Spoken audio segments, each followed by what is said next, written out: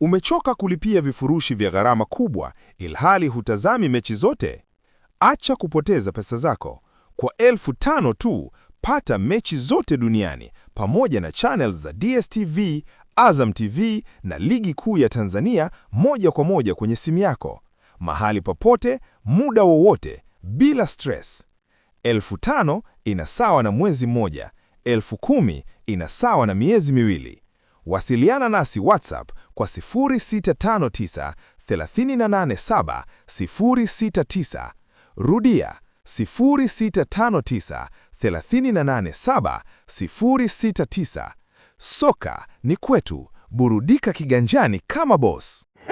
Bwana, ukisema Yanga baba lao, yes, unapaswa kuzungumza hivyo na kujiamini kwa namna ambavyo wanakamilisha mipango na mikakati yao. Moja kati ya vitu ambavyo Young Africans vilikuwa vipo kichwani na vinawatesa zaidi ni kutokuwa na uwanja wa kufanyia mazoezi, uwanja wa kuchezea mechi za nyumbani na uwanja utakaowatambulisha wao kama klabu kubwa barani Afrika. Sasa moja kwa moja nitakukumbusha siku ya kilele cha Mwananchi, siku ambayo alikuwa akitambulisha benchi la ufundi, mashabiki, uongozi pamoja na wachezaji, ni kwamba walikabidhiwa hati ya ardhi na Mheshimiwa Rais wa Jamhuri ya Muungano wa Tanzania kupitia msemaji mkuu wa serikali Bwana Gelson Msigwa. Yes, hiyo ilifanyika na mwisho wa siku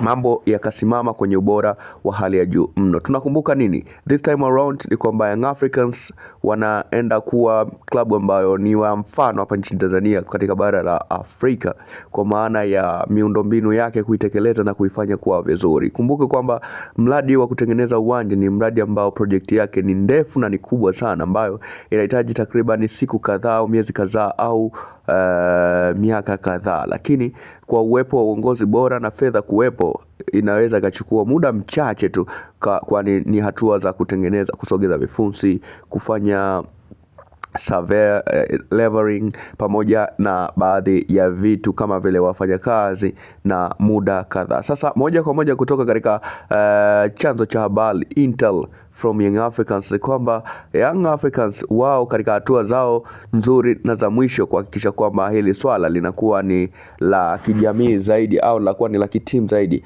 wanatarajia kucheza mechi zao zingine au mechi zao zilizobaki katika uwanja wa kwao. Juhudi na maarifa kutoka kwa viongozi wa Young Africans zikiwa zinaendelea ili kuijenga klabu hiyo kuwa miongoni mwa klabu bora na zenye ubora wa hali ya juu. Baadhi ya watu wanadai kwamba Young Africans itakuwa ni timu au klabu ya mfano katika bara hili la Afrika kwa namna pekee ya utengenezaji na uboreshaji wa miundombinu ya uwanja katika pitch. That's why unaambiwa kwamba wao wanatafuta mabosi wengi sana ambao watavutiwa na project yao ili kuweza kuweka pesa zitakazoweza kusaidia katika uboreshaji na utekelezaji wa kiwanja hicho cha Young Africans Stadium. Sijui sasa kiitwe jina gani. Mo Stadium, kiitwe GSM Stadium, Engineer Hersi Stadium au Complex, Young Africans Complex, au kitwe Bernabeu, au kitwe kama vile ambavyo viwanja vingine tunavishuhudia vya Real Madrid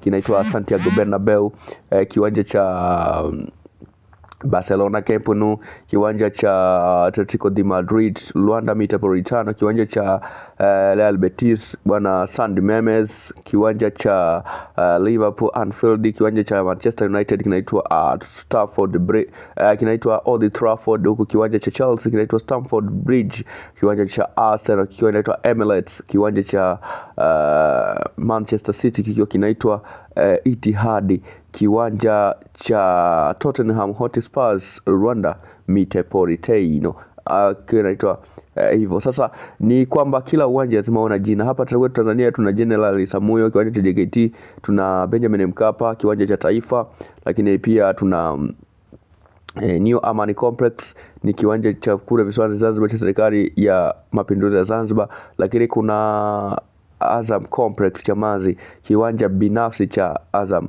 Kuna Kinondoni KMC Stadium, KMC Complex, kiwanja cha Kinondoni pale visiwani pale jijini Dar es Salaam. KMC ni manispaa ya Kinondoni, kwa hiyo kile ni kiwanja cha manispaa. So Young Africans waite jina gani? Waite Jangwani Stadium, waite jina gani? Dondosha komenti yako hapo, sisi